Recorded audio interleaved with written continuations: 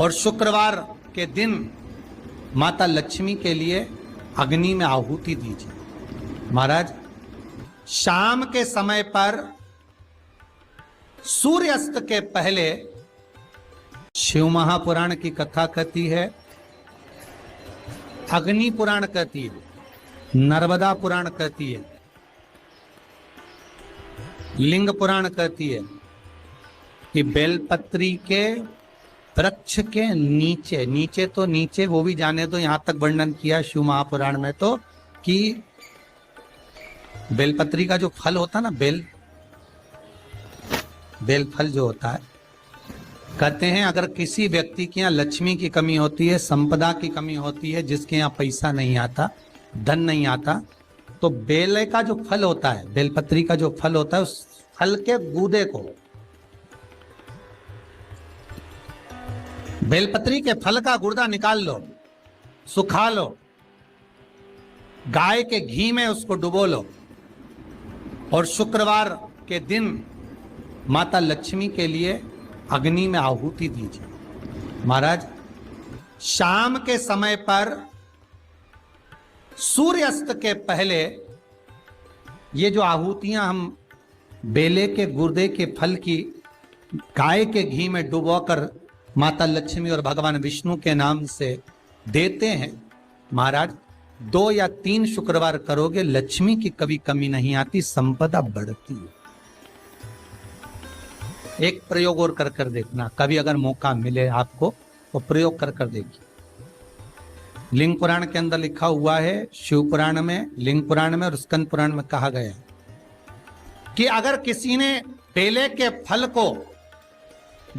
फल का अगर थोड़ा सा भी गुर्दा पाया है, बेले के फल को खाया हो या बेल का रस पिया हो या बेल के फल का जूस पिया हो, अगर वो व्यक्ति का अनायास किसी कारणवश प्राण भी छूट गए हो, तो शिव महापुराण की कथा कहती है कि 27 दिन तक वो बेल के फल का रस उसके नस नस में रहता है, तो उस व्यक्ति को यम नहीं छूते, वो कैलाश पर निवास करता है। मर भी जाता है तो अधोगति में नहीं पड़ता, नरक नहीं भोगता, वो बैकुंठ पद का कामी हो, बैकुंठ का निवासी।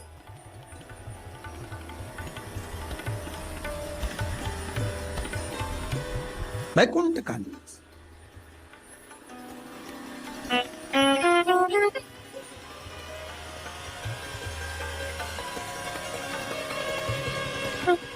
ये जो शिव जी को चढ़ती बेलपत्री हुई, शमी पत्र हुआ, मदार का पुष्प, आंकड़े का जो पुष्प हुआ, ये सब साधारण नहीं है। साथ शंकर का एक एक गुण तत्व ग्रहण करने वाले, शंकर का अनुमोदन करने वाले, शिव को एक एक वस्तु जो चढ़ने वाली साधारण नहीं।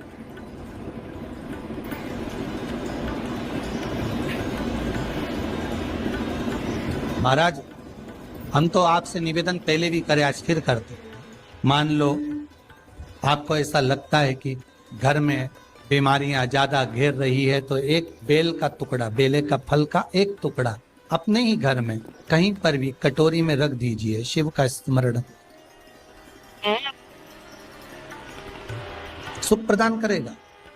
अगर थोड़ा बहुत रोग आ भी गया निकल जाएगा, पर बड़ी बीमारी में कोई फंस नहीं पाएगा, ज्यादा जनहानि नहीं होगी, तकलीफ नहीं भोग पाएगा। शिव को प्रिय है। फिर वही स्कंद पुराण का संवाद आ गया। बेलपत्री के वृक्ष की जो जड़ होती है, उस जड़ के अंदर 33 कोटि देवताओं का निवास होता है। 68 करोड़ तीर्थ बेलपत्री के पेड़ के नीचे रहते हैं। 68 करोड़ तीर्थ मात्र बेलपत्री की छांव में, बेलपत्री के नीचे विराजमान होते हैं। अगर आपके मन में कभी कभी भाव उत्पन्न हो जाए ना कि मेरे को कहीं तीर्थ करने जाना है और अभी मौका नहीं मिल रहा, तीर्थ जाने का, अभी तो लॉकडाउन चल रहा है और अभी सब दूर बीमारी फैली हुई है, कहीं नहीं जा सकते, तो जब लॉकडाउन हट जाए, बीमारी समाप्त हो जाए और तीर्थ जाने का मन करे, तो किसी बेलपत्री के पेड़ के नीचे 5 मिनट जाकर बैठ जाए।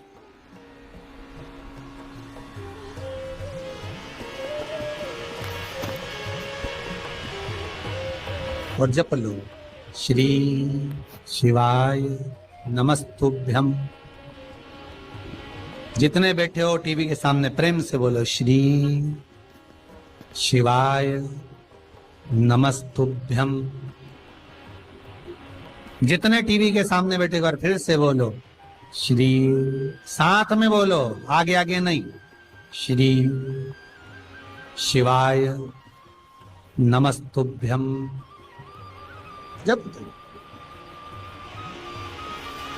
जब तुम्हारा मन करे मुझे चारों धाम जाना है, जब तुम्हारा मन करे कि मुझे काशी जाना है, जब तुम्हारा मन करे मुझे उज्जैनी जाना है, जब तुम्हारा मन करे कि मुझे ओमकारेश्वर, मुझे सोमनाथ जाना है, भीमा शंकर, बैद्यनाथ, मल्लिकार्जुन जाना है, केदारेश्वर जाना है,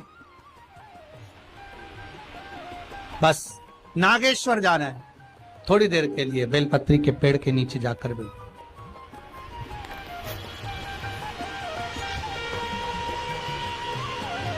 68,000 तीर्थ सब बेलपत्री के वृक्ष के नीचे विराजे। जहां पर देवराज के प्राण छूटे वहां बेलपत्री का पौधा है, बेलपत्री का वृक्ष है। हिंदू धर्म में आज भी रीति है, मरने वाले व्यक्ति, अब तो ये कोरोना महामारी में ना गाड़ी में भरे ने लेकर चले गए और जला दिया, पर पहले जो नियम था शास्त्रार्थ के अनुसार, जब कोई व्यक्ति मरता था उसको कंधे पर लेकर जाते थे, तो ले जाने के बाद में बीच राह में एक स्थान ऐसा आता था जहां पर अर्थी को उतारते थे, विश्राम स्थल पर उस अर्थी को उतारा जाता था। और वो केवल विश्राम स्थल ऐसे नहीं होता था, वहां पर बेलपत्री का पौधा होता था, पेड़ होता था, उस बेलपत्री के वृक्ष की छांव उस मुर्दे पर भी पड़ जाती थी तो उसको यम की कैद नहीं भोगना पड़े, उसको यम की कैद, यम की त्राण नहीं भोगना पड़े।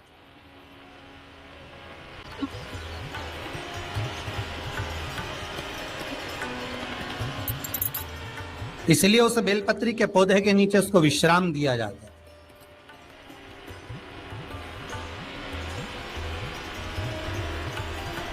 बेलपत्री के पौधे के नीचे उसको विश्राम दिया। शिव कह रहे हैं, देवराज तेरे प्राण छूटे, मना नहीं है तेरे प्राण छूटे, पर तेरे प्राण जहां छूटे वो बेलपत्री का वृक्ष था।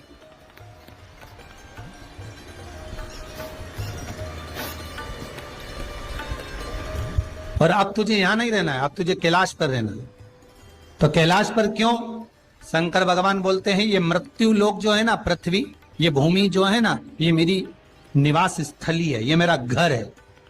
इसलिए शंकर भगवान ने, भगवान विष्णु ने जब कहा था, भगवान विष्णु जब शंकर भगवान से बोले कि मैं आपसे मिलने आना चाहता हूं, तब शंकर भगवान बोले आ जाओ। तो भगवान विष्णु पृथ्वी से एक हाथ ऊपर पांव रखकर चल रहे थे। तो शंकर जी ने पूछा तुम पांव जमीन पर क्यों नहीं रखते, पृथ्वी पर रखो। शिव जी, मैं पांव पृथ्वी पर नहीं रख, क्यों? नहीं नहीं नहीं नहीं, मैं पांव पृथ्वी पर नहीं रख सकता। आखिर क्यों? शंकर भगवान से भगवान विष्णु कहते हैं पूरी पृथ्वी पर छोटे छोटे कंकर नजर आते हैं, हर कंकर में मुझे शंकर नजर आते हैं। जब कंकर में शंकर दिखेगा तो मैं पृथ्वी पर पांव कैसे रख सकता हूं? शिव जी बोले, भाई नारायण भगवान विष्णु से बोले, है नारायण, अगर आप इतनी दूरी बनाकर रखेंगे तो फिर हमारे करीब में कौन आएगा?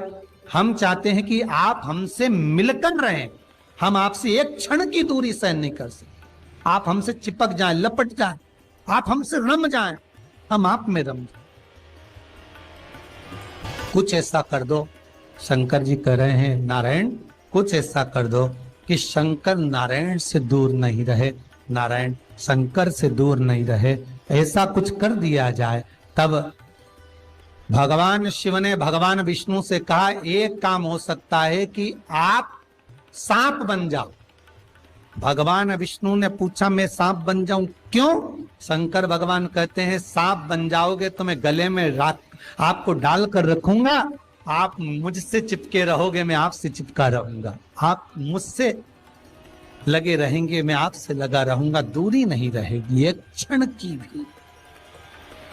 और भगवान विष्णु सर्प बन गए, भगवान विष्णु सांप बन गए। सांप बने भगवान शंकर ने, भगवान विष्णु जब सर्प बने और सर्प बनकर भगवान शंकर ने अपने गले में भगवान विष्णु को धारण कर लिया। आज भी शंकर भगवान के गले में जो सांप पड़ा हुआ है वो सांप केवल सर्प नहीं है, वो भगवान विष्णु का ही एक अवतार।